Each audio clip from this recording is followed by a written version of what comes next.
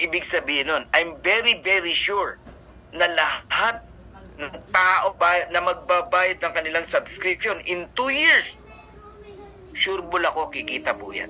Kikita po yan. Okay? So, panghawakan nyo po yan. Panghawakan nyo po yan.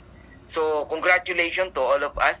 Kasi nangihinayang ako, Cosperdi, no? Naaawa ko dun sa mga iba na nagbayad na ng 6 na buwan, tinamaan lang ng pagkainip.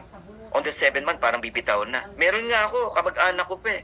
Bibitaw na raw siya, tama na raw yun. Halatang hindi niya naintindihan yung negosyo. Sabi ko, ngayon pa, may earnings ka na nga. Oh, kahit sabihin mo $3 lang yung calls per day, earnings pa rin yun. Ngayon, $3.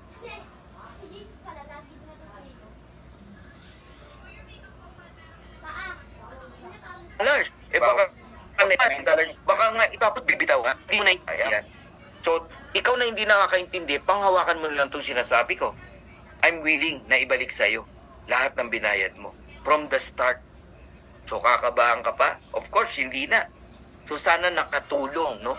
Itong challenge ko, no? Sa nabinitawan ko sa mga direct ko. Hindi man kita direct, panghawakan nyo po yan. Kasi I'm very, very sure, kikita po talaga. Alright? And bakit pa natin pag-uusapan itong BIR na to?